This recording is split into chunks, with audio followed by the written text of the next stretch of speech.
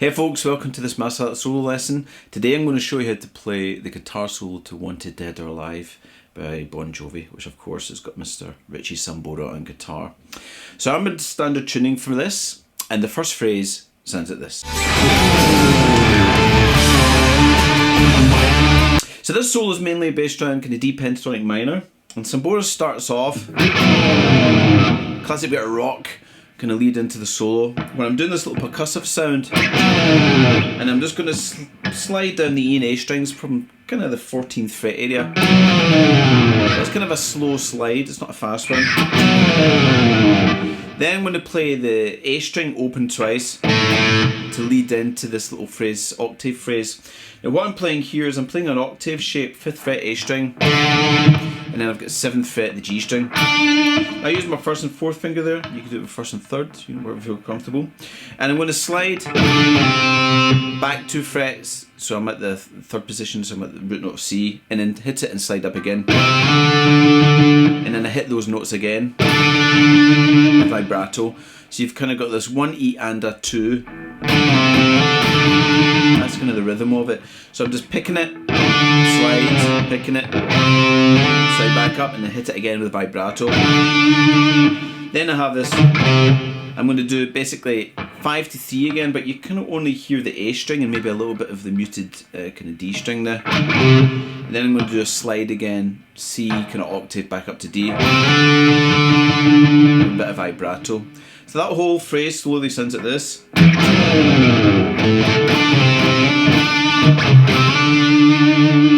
Yeah? So, next phrase sounds like this. So in this phrase we get stuck into our pinch harmonics, and this is one of the big things about the solo. This is one of the things I love this solo. It's one of the reasons I think it's one of my favourite guitar solos, because these pinch harmonics add that drama and rock kind of epicness to the notes that Sambora is playing, and this solo is a great example of how to kind of use these pinch harmonics. So before I get into what's actually played in this phrase, let's talk about what Sambora is mainly playing here and how you can work on it. If I'm playing, say I play 5th fret this D string here, I can pick that note, but because of harmonics in the string, up around this area of the fingerboard, I can access to kind of the root note, the 3rd and the 5th, like an octave above, 2 octaves above here. So if I'm playing this note here, I've kind of got that 2 octave above there, got the 3rd there, got the 5th there, and you can go back to that kind of octave note there. So you've kind of got the root, 3rd and 5th.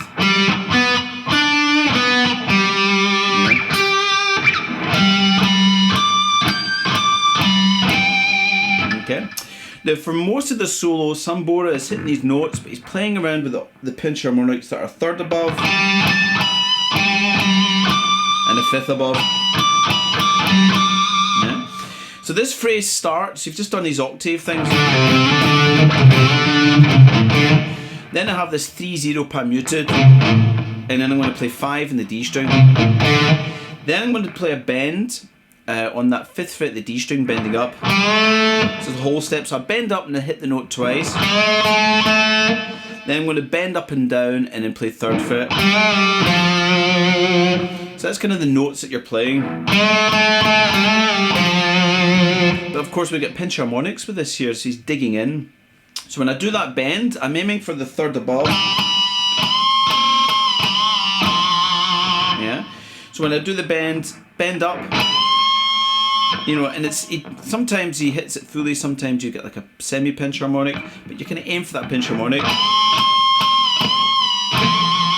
And when you move to the 3rd fret, your harmonic node here is slightly closer towards the nut because you've moved, your finger closer towards the nut, okay?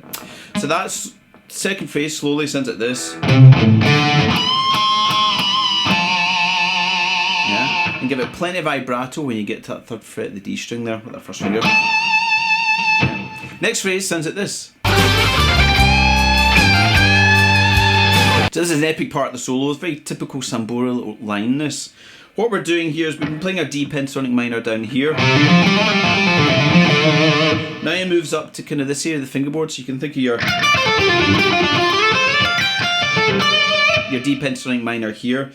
And note-wise, what we're going to be playing here is 12-14 in the G string, 13-15 in the B string, and then 13-15 in the high E string. Yeah, but we have this little 6-note run, and what we're going to start off with is we play a little kind of upstroke in the 12th fret first. So there's this little pickup note. Yeah, that kind of sound. And once I've done that pickup note, the upstroke, play downstroke and hammer. Yeah. Then what I'm going to do is 13-15 in the B string, and then 13-15 in that high string. Rhythmically, you can think of like 2 groups of 3 notes. 1, 2, 3, 1, 2, 3, like that, or 6 notes. 1, 2, 3, 4, 5, 6. Yeah. Because of the kind of speed of it, play it slowly and get that picking down so it's nice and comfortable. I actually play it with an upstroke in the B string, but you probably find it easier doing it with a downstroke. So you're doing down, up on the G string, B string, then E string. With a hammer on to begin with though. And then it's down, up, yeah. Once you get to this note at the top, you hit it again. Yeah, it doesn't get more rock than that. So what I'm doing here is I'm bending up a whole step, 15th fret. Pick it, release it. Pull off to the 13th fret there with the first finger, and then do that whole step bend again. With plenty of vibrato at the end though, because you want this note to sing. Yeah? So that's that phrase, slowly, sounds like this.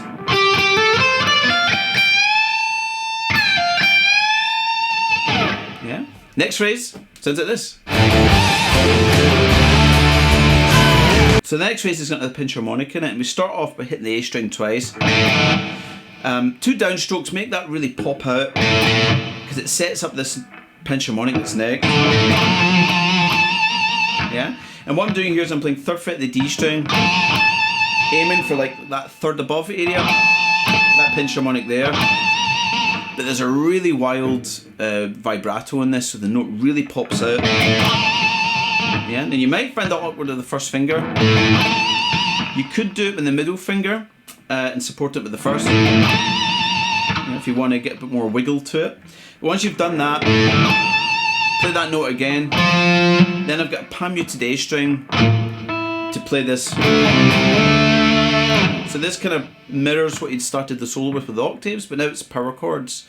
So you play the A string pan muted. I'm going to play a D power chord, it's a 5th fret A string, 7th fret D. I'm using 1st and 4th, but you can do 1st and 3rd there. You hit it and slide back to the C power chord. Hit the C power chord and slide back up to the D. Rhythmically though, you've kind of got 16ths with this, and it's like a grace note slide back to the D. Again, plenty of vibrato. And you let that ring for the rest of the bar, and then slide the power chord up off the neck. Okay, so slowly that phrase sounds like this. Okay, next phrase sounds like this. So in this phrase we're back, obviously we're still down here with our D pentatonic minor. And what I'm going to be doing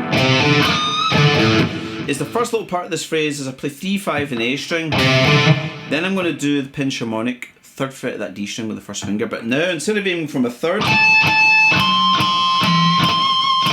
I'm aiming for that kind of 5th above harmonic note area. So he's changing up where he's playing the pinch harmonics. It's really cool. So it adds, rather than hearing the same thing over and over again, there's a slight variation here. So you do that 3-5, and then I do like a little bluesy bend, like a quarter note bend on the D string 3rd fret with that pinch harmonic. Then I'm going to play 5 in the A string, 5 in the E string. Then I'm going to play 3-5 again on that A string. Yeah, so it goes. Then I play 3-5 on the D string, but with kind of pinch harmonics. They're almost like semi-pinch harmonics again, but I'm aiming again for that 5th above area. So I play 3-5, then I'm going to do a whole step bend up and down with that pinch harmonic, and then 3rd fret there. So without the pinch harmonics, you're doing 3-5, and then 5 bend up and down whole step, and then back to 3. Yeah. So with the pinch harmonics, the whole phrase sounds like this.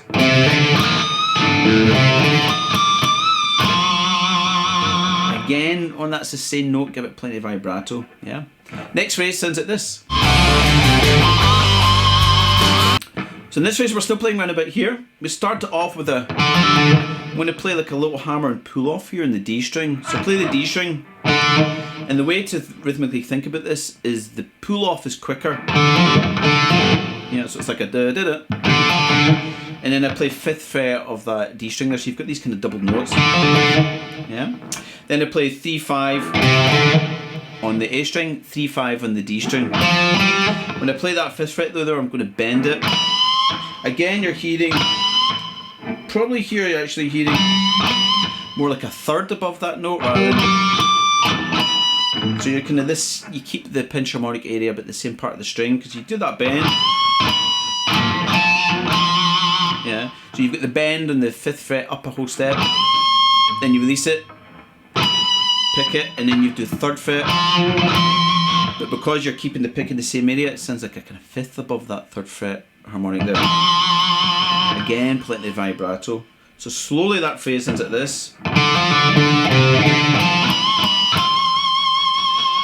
then you slide that note off before you get into the next phrase, which sounds like this. So after you've done that slide off, there's a little open G string sound there, so he's kind of teeing this up. And what we're doing is we're getting up to our pentatonic minor at the 10th fret here, D pentatonic minor. And this is a classic bluesy kind of country sort of lick. I'm going to bend 12th fret on that G string, whole step, but at the same time I'm going to play 13th fret on that B string. So I'm alternating between the bend and the G string, then playing 13th fret the B string, then bend in the G string, and then 13th fret the high E string. So the way I like to play that is I bend with the 3rd finger, and then a bar with the pinky to get the B and the E strings. You might want to bend with the middle finger and bar with the 3rd finger if that feels more comfortable. You know, you could do that. But basically you do your bend up to the high E string, bend up and bend up again 12th fret, and then 13th fret B string. Then I'm going to do pinch harmonic, bend up and down on that 12th fret. Again, this is like a 5th above. Then I play 10th fret in that G string. Now this is a really cool thing. What you hear in the recording is the note natural and then a harmonic happening after it. So I think what's going on here is he's doing the bend, and the edge of his thumb's lightly touching the vibrating string at the harmonic node. So that bit you bend up and down with the pinch harmonic, play the 10th fret, and then you're aiming to hit, move back to get the edge of your thumb to hit the harmonic node there, which gives you a note like about 2 octaves above or something. Yeah. So slowly that phrase sounds like this.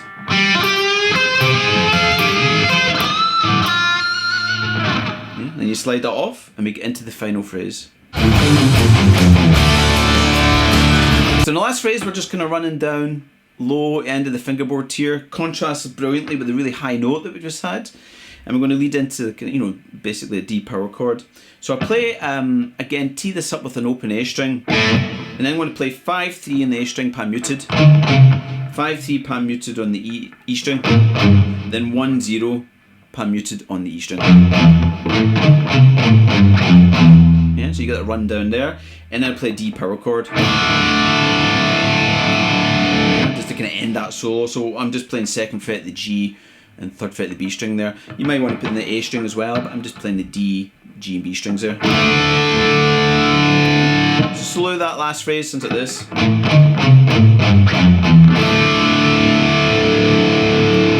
Yeah, and that's it. So there you go, guys. Solo to Wanted Dead or Alive. One of my favourite solos of all time. It's interesting transcribing this and seeing how Sambora's played it. I've seen lots of different transcriptions of it. Things that are interesting is it's starting off with octaves rather than single notes here, and just getting those pinch harmonics and that little bit at the end is what really kind of nails all these little subtleties that would nail the epicness of the solo. And what is really great about it is the use of the pinch harmonics. It contrasts with the kind of unharmonic notes that he's playing, so you get this kind of screaming kind of quality to it, which adds the kind of just the rock kind of awesomeness of it, you know. So if you're looking for something to really work on your pinch harmonics, this is a great solo to work on, you know. So if you want access to the animated tab for this, or the Helix patch I've created for this, or even access to the exclusive Patreon lesson page for this, where I go through scale diagrams and theory behind the solo, as well as you get access to the backing track, which you can control speed-wise, so you can practice the solo with the backing track and get it up to speed. Head over to the Master Guitar Patreon group. You've got access to all that stuff there if you're a member of the group. You can also get access to backing tracks and animated tabs and Guitar Pro and PDF and all that sort of stuff for all the other stuff we've got up in the channel. Master That Riff, Master That Lick and Master That Gear kind of series. You can also follow me on Instagram and Facebook and Twitter.